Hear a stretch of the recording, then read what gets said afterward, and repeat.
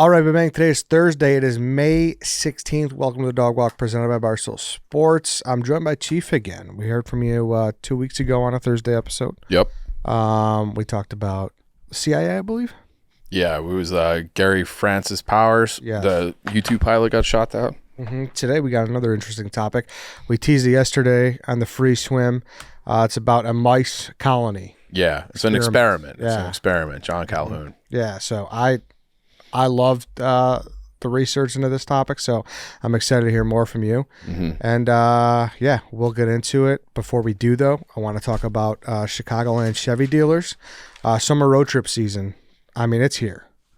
The weather is has cool. turned. Yes. We're into it. Yeah. Memorial Days, I mean, right around the corner. Yep. So that's like the long weekend. You go out to a lake, you do whatever you do. I drove out to see my parents, which takes an hour and 40 minutes these days out in the suburbs. You need a car for the summer. It enhances the summer experience. Chevy Drive Chicago is your first step in that process. It's got to be. It's the perfect time to get a new Chevy for the summer road trip season. The SUV lineup in the new Silverado truck has all of the space you need to comfortably get to where you're going. I mean, you got those golf clubs. Just Yep. Awesome in the back. So ChevyDriveChicago.com has all the latest offers on all vehicles and can help you find your local Chevy dealer. Every Chevy is the number one pick. ChevyDriveChicago.com is the official trucks partner of the Chicago Bears. Yeah, love that. The Bears are on the come up. Chevy's on the come up. We talk on the Blazer guy. Being out in the suburbs this past weekend, I will be a suburbs guy again, I'm sure, at some point in my life, and that is when I become a Silverado guy. There you go. Yeah. I like that. Go to ChevyDriveChicago.com to learn more. I also want to talk to you guys about Stella Blue Coffee. At Stella Blue Coffee, we believe good coffee is one of life's non-negotiables. So stop drinking those boring, tasteless big coffee beans and turn to Stella Blue. Remember, your mornings are sacred. It's time to start treating them that way. Not only are Stella Blue Coffee's premium beans sourced from the most coffee-rich geographies on Earth, but they're also Big Cat tasted and approved, which is obviously more important.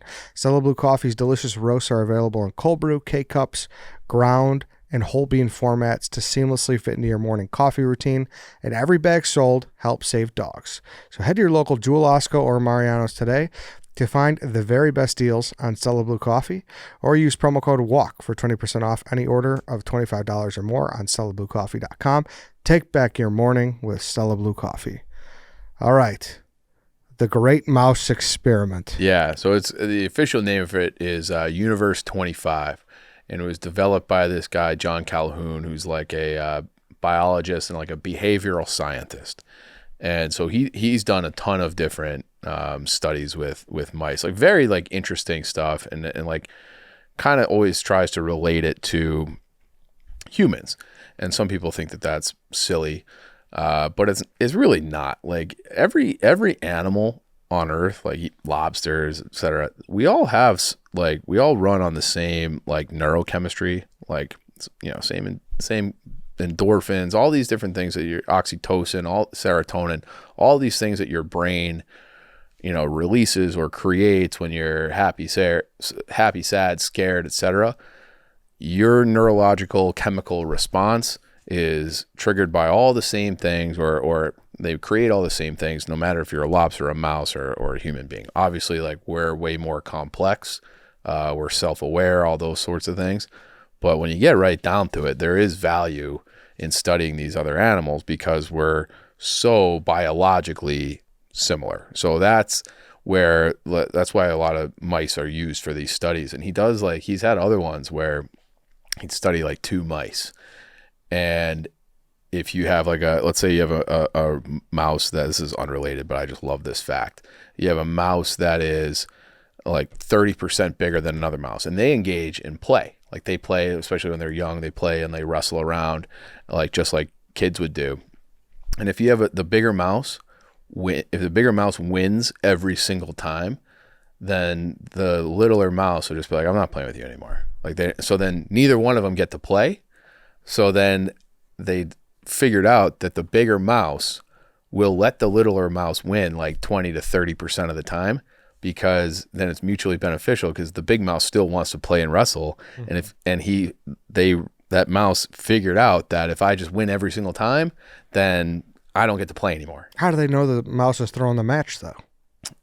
Because the big mouse could win every single time if it wanted to. Like it's not like the little mouse has good technique. It's not like the little mouse is McGregor and it's going against me.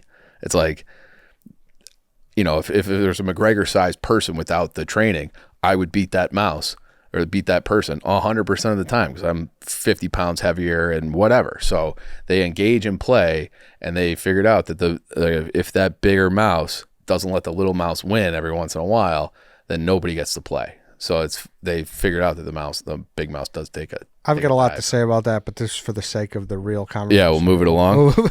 Yeah, but it's interesting. Yeah, and I think that's true. Like if you just shit on people all the time, then that mouse will be like, fuck you. Even if you're right, you still have to let them have their wins. But this Universe 25, this was really about mice behavior, and the premise was we're going to set up a colony for mice that is perfect. It's a Garden of Eden for mice. So all the water they could ever want, all the food they could ever want, plenty of space. You're in an enclosure, but plenty of space to exercise, nesting areas. No hunters. No predators of any kind. Like it is Garden of Eden. Yes. It is great temperature. Everything is ideal. Yep. And this guy even went so far as to make sure that he got the absolute best and healthiest mice for this as well. So there's no disease, nothing that could go wrong. And this study was done in, I think it started in 1958 or 1960, something like that, but a long time ago. And so he builds this thing, and he introduces 4 pairs, so 8 total mice of breeding mice, and just kind of lets them go, and then just starts watching them. And at first, everything's great. The mice are enjoying themselves. They're procreating. They're just happy little mice running around. And with that, the population grows. So it grows at a pretty healthy rate for the first 350 days. And they get to a population of 620 mice. And the population's growing basically mathematically, where it's we had 8. Then I don't know how big mice litters are, but just for the sake of this discussion, it's 8, then 16, then 32, then, and they just keep kind of growing in that, it wouldn't be whatever it is, but on the expected trajectory for mice. Then they get up to that 620, and the population growth starts to slow. And it's even though there's plenty of food, plenty of space, and the other thing with that was that, they had 16 different nesting areas that could hold 15 mice and their children per nesting area. So the maximum population that this enclosure with food, water, mouse Eden could have would be 3,840. That's how the math checks out in terms of just having space. Never really approached that. And then the mice started doing all sorts of weird shit, even though they had no issues. Okay.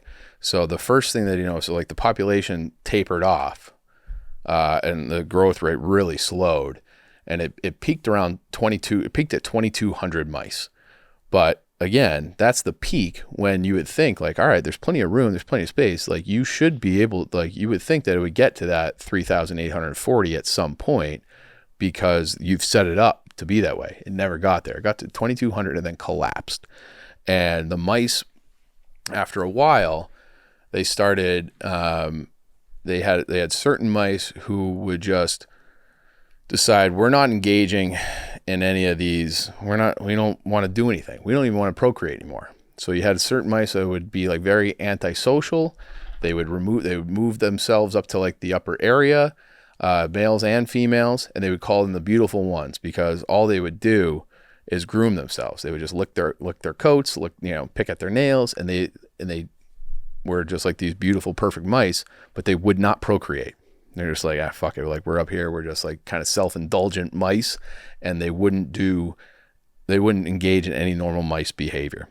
Then you had these groups of more so males, but they would get very cliquey. They would form these little tribes, And even though there was no competition for resources, because resources were unlimited, they began getting into like gang fights basically.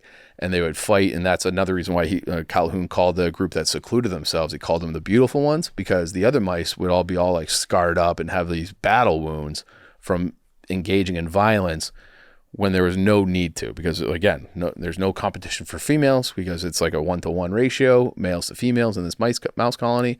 And so like, that's weird. Then you had, at some point you had, and it all started to go, the gestation period for mice is much shorter than for humans, obviously. So your population, you're doing this at a much quicker rate. So around day 350, which is where we had that kind of, the population started to decline, is when everything else started to fall away. We started to get these tribes. And then you also had these, then you had like, he would call them like the alpha males in this colony, where they were doing all the fucking, okay? And then like another couple generations would go by in this mouse colony, and then the males, they would still have alpha males who were doing all the fucking, but then you would have a lot of males who would just fuck anything.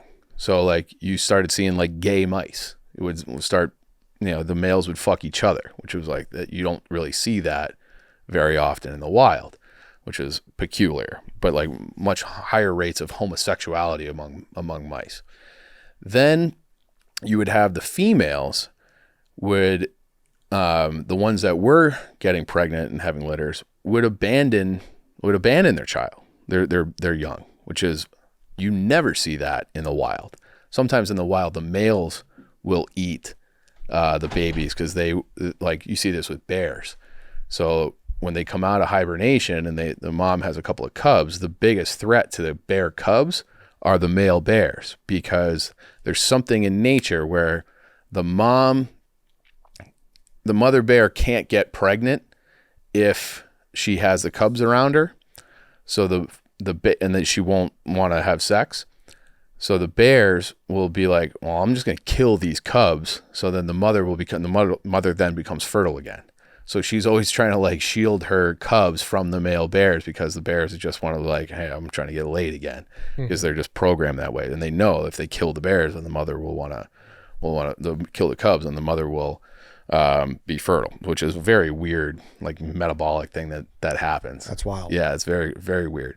And you see that, I think there's something like sharks might do that. There's a lot of animals that will eat the young, because either they see them as a threat, or because they want to have the females be fertile again.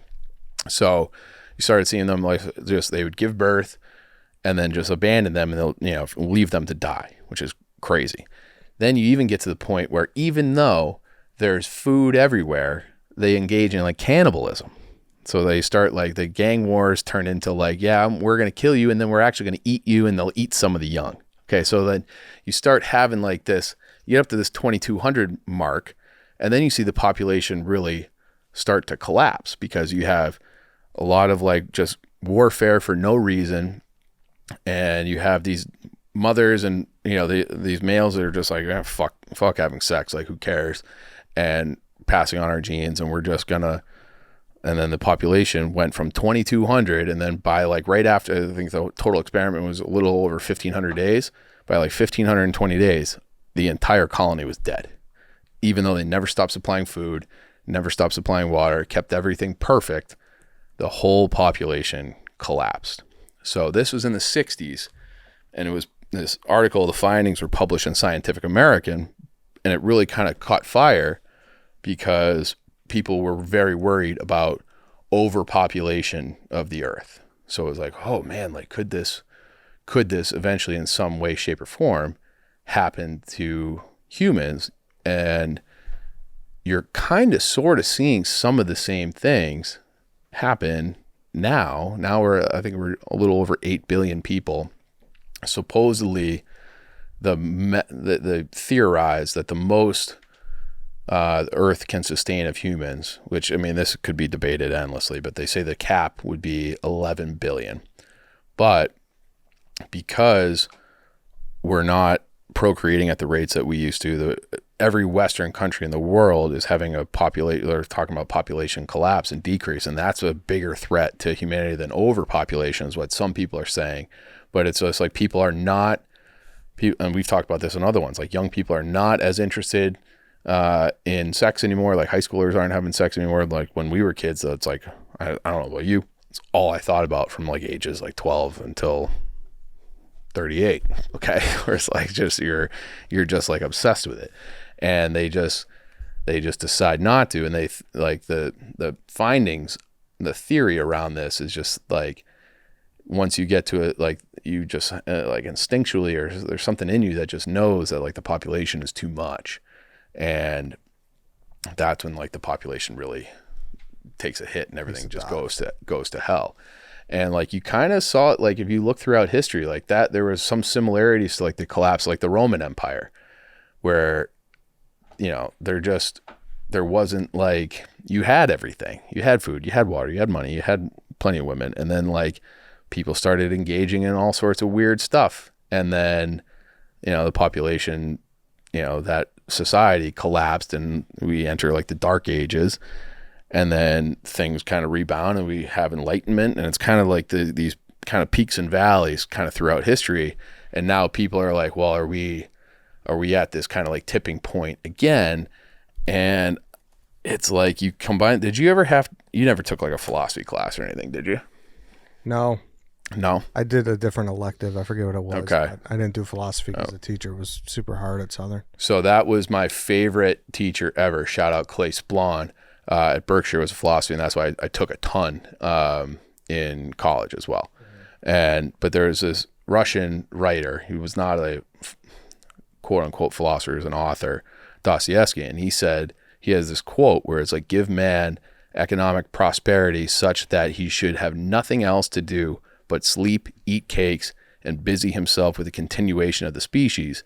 And even then he would risk his cakes simply to introduce into all this positive, a good sense of his fatal, fantastic element. Basically, it's like, even if human beings had everything perfect, where you didn't have to work or do anything, you would just, this is almost like, this is fucking boring. I'm going to ruin it. I'm going to tip over this Garden of Eden that we're living in just so there's like some level of fucking excitement, something to do.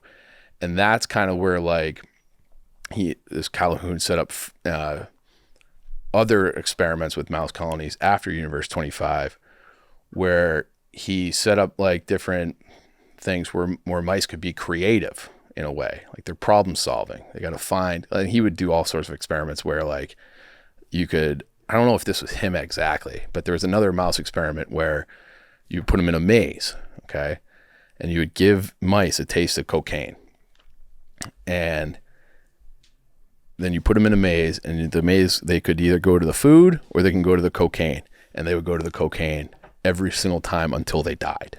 Right. They would like starve. They'd rather have the cocaine. And so there's like experiments like that. And so he set up this other experiment where they had to do some sort of problem solving, but they still had everything that they needed, like in terms of food and water and, you know, shelter and females.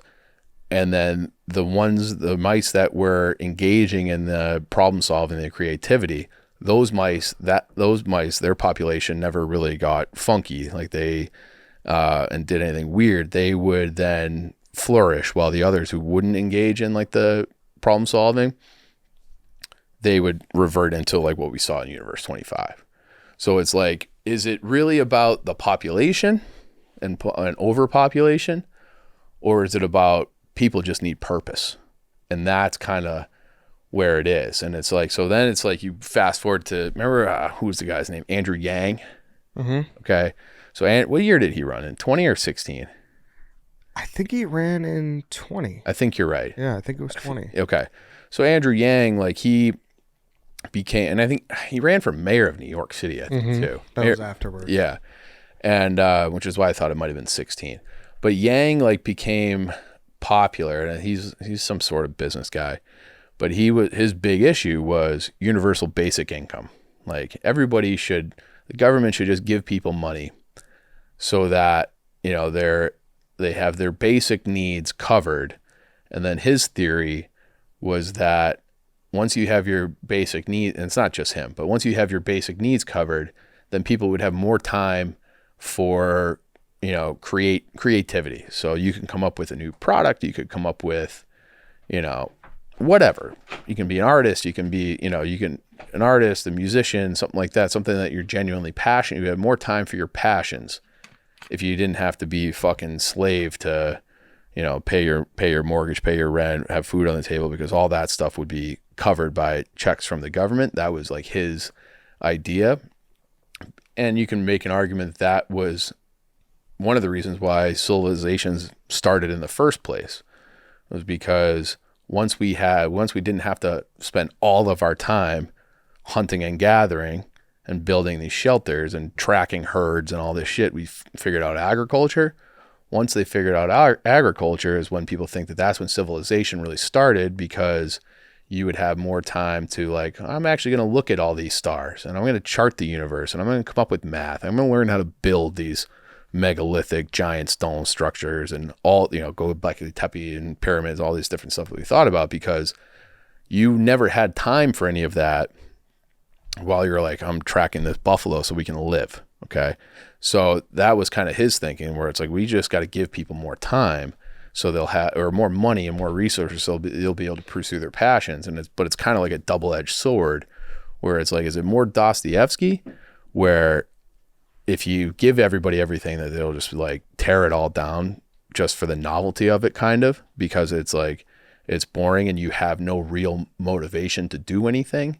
So you're like, this is something about this is fucked. Or is it more like the cradle of civilization, where you need, if you have more time, you'll create more advanced things? And that's kind of like the debate around this entire issue, around this, it started with the Universe 25 experiment with the mice. Like, which one is it? And I don't know. I think I look around and it's like, I think, there's probably never been an easier time to be alive than right now, if you think about it. Mm-hmm. Do you agree? In what respects? I mean, like, I think mentally it's more difficult. How so? Because we just know more. And we're exposed to more. Yeah, I suppose, but like, knowledge is power at the same time, though, too. So but I feel like there's not as much like innate struggle, like if you don't want to do anything quote unquote hard, you don't really need to. Like, even like something as simple as, I don't need to think about where I'm going. I'm just going to listen to my fucking car. It's going to tell me when to turn. Definitely. Like, we have way more tools to help us out. Yep. And then it's like, and even let's say, 200 years ago or whatever, there's a reason why in every culture all throughout history, there's major festivals around the harvest, because it's like, you harvest, you put in all this work to have your crops and your fields and everything ready. You got to get ready for the harvest, which is like the big thing. We're going to harvest all this stuff.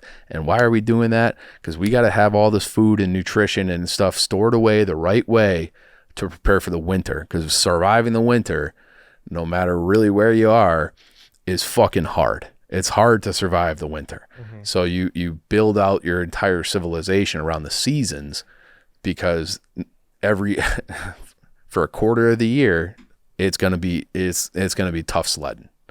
And now, like, the winter sucks. There's less daylight and you're cold when you go outside, but you don't really have to go outside. Everybody, a lot of people have remote jobs, and like me, I walk down my steps. I probably walk maybe 15 yards usually to my car, crank the heat, drive to work. It's like, it's not like, even though winter sucks, it doesn't suck as much as it did 100 years ago. For sure. Yeah. I get that. Yeah. And that's why I just said mentally and things like that. But the mental thing, like I wonder, and it's like, it's impossible to know, but like, I wonder if which is worse, like the existential stress now, where you're like, I know more, or is it like the Game of Thrones line, like, do you have more stress because winter is coming? Like you just got, I got to get everything done by November 1st. I think ignorance is bliss. But and that I think that saying is very cliche, but it exists for a reason. Yeah, but what are you blissful about? What information do you wish you didn't know? There's so many things that people think about that doesn't matter. Like what? I can't come up with anything off the top of my head. Like what someone else is doing kind of thing? Sure, exactly. Yeah. What do people think about me? What is this? What is that? And then every time you go on the thing, if you just had a conversation with someone about X, Y, and Z, a political thing or whatever, and then you go on the internet and you read something about that conversation you just read. And are you going to overthink it? Like, oh no, I should have said this, or like, oh, they were wrong about this. I'm smarter than that person. Like, there's just naturally different ways at the palm of your hands to see things like that. Totally. Counter argument. Okay. There's always been, it was never as in your face. Okay. What other people were doing as it is now. I'm on vacation, whatever it is, where like the comparison is the thief of joy sort of thing. But you always had your community, and you always had fucking assholes in your community and doing stuff. But part of me I think it's a couple of things. Okay. And I think maybe we've talked about this somewhere else before too, but a couple of things where it's like back in the day, I don't think there was as big of a disparity, multiple things, I guess. I don't think there was as big of a disparity between, like, you could work in a factory and have a house and raise your kids and everything would be fine. You could afford everything. And like the doctor down the street would live down the street, not in a gated community, like 60 years ago. Okay. Yeah. Okay. So I think that there was like less of a gap. Okay. And if the doctor went on vacation, that might be ignorance is bliss, like you didn't know about it. So, but I wonder if it was like, the fucking what's his face down the street's a real dickhead. Whatever. I got work to do. I got stuff to do. Okay. So you just were like, hey, like I don't have time to sit and just like have all this angst and anger and whatever, because I have my own things I have to do. Yeah, like people are thinking about too much when they communicate now.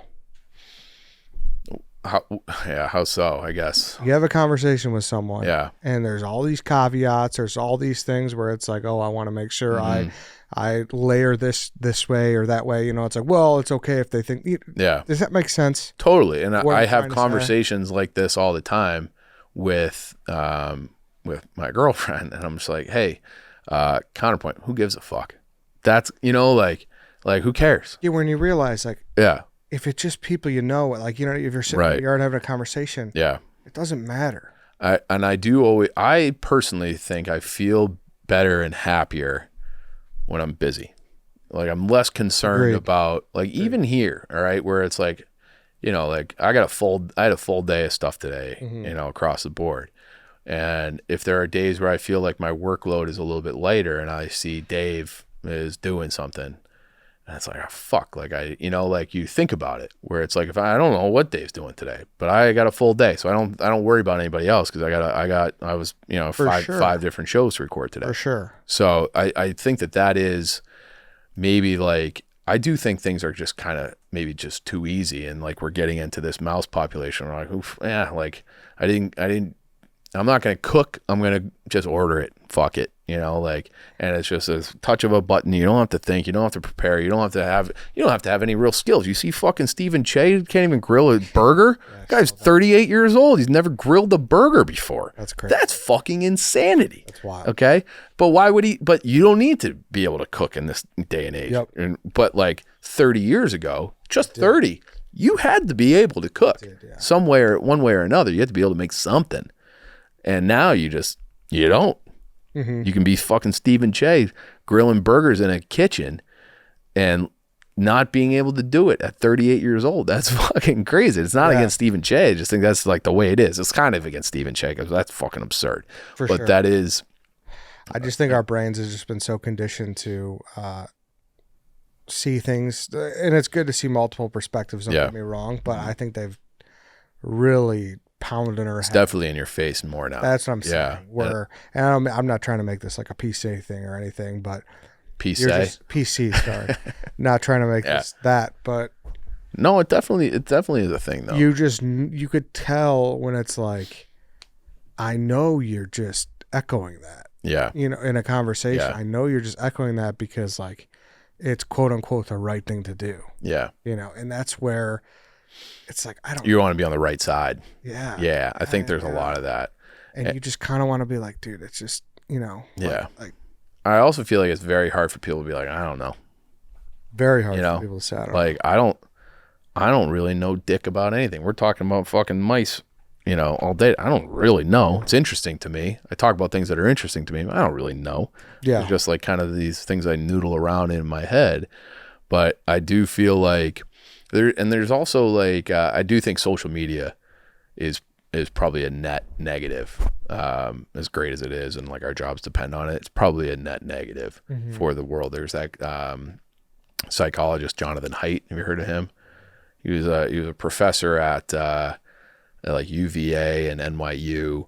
He's like published author, and I think he's been on Rogan before. And one of his things is just like he wrote a book called The Coddling of the American Mind.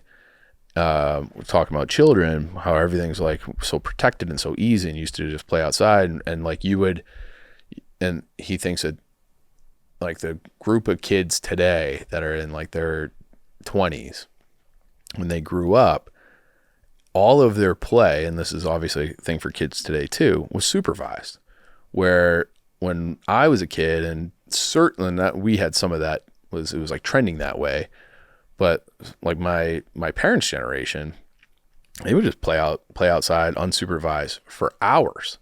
And it's like that really helps you learn how to solve conflict and hear people out and fit in a group and all that. Yeah. Now you just don't have that. You just run to the nearest adult. Timmy was being meat, and the adult. So you've been conditioned and taught to outsource every single problem that you have. Mm-hmm. Where, and we were talking about it on Free Swim yesterday, like TaskRabbit, okay, where it's like, I don't know how to fucking build anything. Just press a button, get somebody else here. Where in the past, you just kind of have to try to figure it out, a lot of things probably on your own.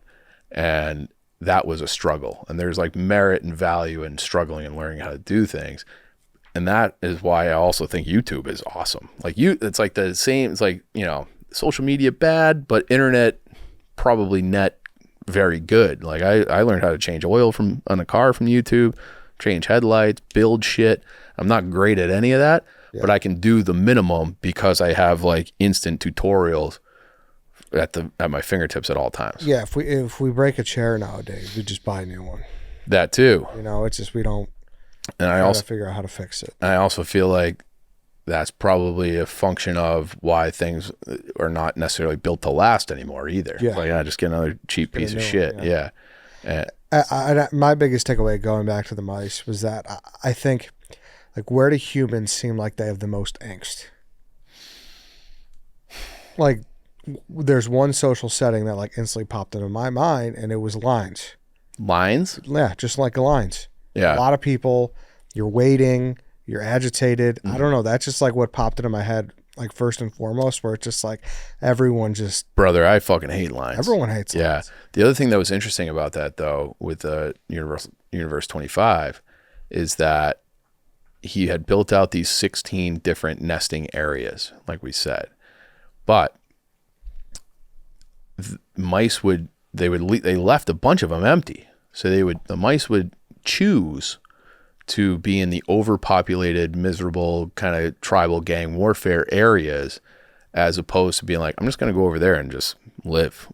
Like, I'll raise my family over here. Like, they would choose to be ineffective, like in a city, in an like choosing to live in New York as opposed to like a suburb. Yeah. What the fuck? One, cannibalism didn't make people flee to the suburbs. Yeah, you would think. That's crazy. You would think. But people, and like, yeah. And so that's like one of those things where it's like, why would that be? Why would they choose that, even though it's miserable and you're getting eaten when there's a thing, right? It's not like, and this enclosure was perfect for mice, but it wasn't like it was an acre. It was like it was like a 12 by 6 foot, like enclosure. Like that was quote unquote plenty of space, but they would leave these nesting areas completely vacant, as opposed to, and they would choose the overpopulated areas. It made that one was like, that's fucking weird. Yeah, wow. The other thing that popped in my head we have so many fucking rats in this city where it's like you hear about these rat dens that have like thousands and thousands. And I remember when I lived on Chicago Avenue, I would walk down my trash, and like Kasha's was on the corner of that street, Chicago and Hoyne, and there were so many fucking rats. Like Chicago supposedly has more rats than any city in America, and it's like, are they doing all this stuff? Are they like quote unquote healthy rats where they're not eating each other and stuff like that because they just have food everywhere? And like, how do you get these colonies that are so fucking big if like they must just still have enough struggle and enough competition for food and hawks and coyotes and things like that where they have to be on and engage and kind of like they're not going to be able to just sit and lick themselves forever because they're like you need like a little bit of a threat detection to like push you into a better overall healthier state of mind. Mm-hmm. And I feel like maybe we don't have enough of that now where there's just not enough like reasons to there's not enough people have purpose. And I think that is like there was that old book series like A Purpose-Driven Life, and that was like the right way, a healthier way to be no matter what the purpose is. If you're pursuing something, so there's another like kind of cliche quote where it's like it's the journey not the end, where it's like you get all your satisfaction out of like pursuing something as opposed to whatever the pot of gold is for you at the end. Like you're just better, like you enjoy it. And that's like true, like even if you've like think about like your sports, right? Like we never won a championship or anything, but I can't remember any of like our great moments. Like I'm sure we had some big wins and things like that. I don't really remember them. I remember like we had this coach Moody where we'd be like doing drills and like playing 5-on-5, and he had a thing. He's like, if he blew his whistle twice, you had to skate over to him within like 5 seconds. And if the whole team wasn't there, then we're getting on the line. He was just a fucking dick. So he would like just kind of linger off to the far corner if we're doing like power play at one end, blow the whistle, and then we'd all like, even if you were on the bench during practice during this drill, everyone hop off the bench and get. And he's like, "Sorry guys, get your ass on the line. We're skating." And like so like when we like reminisce, we'd tell stories about like him as opposed to like, I remember when we beat such and such. Mm-hmm. It's like no one talks about that. You only talk about like what an asshole the coach was, how hard that. Remember when fucking Johnny puked over the bench, like that kind of stuff. And it was like that's like the good stuff. That's the good stuff. You don't remember like the easy, the dog days. Yeah, for sure. Yeah, that's a thing. Yeah. All right then, we could wrap this up. Yeah, watch the video too. It was cool. There's a bunch of videos on it. Yeah. Just Google what is it exactly? Universe 25. Universe 25. Mouse Colony. All right, then. That's it for today. That's it for this week. We'll be back on Monday with PFT and Robbie. A nice draft where you draft the best punk songs. Yeah. Yes. It was an education. It was. Yeah. A lot of songs from PFT, especially that I'm like, oh, I've never heard of that. A lot of hot takes from White Sox Dave. Of course. Of course. And maybe just an all-time White Sox Dave moment, too. Yep. Yeah. Couple. Yeah, probably. Yeah. All right, then. That's it, everybody. See you Monday.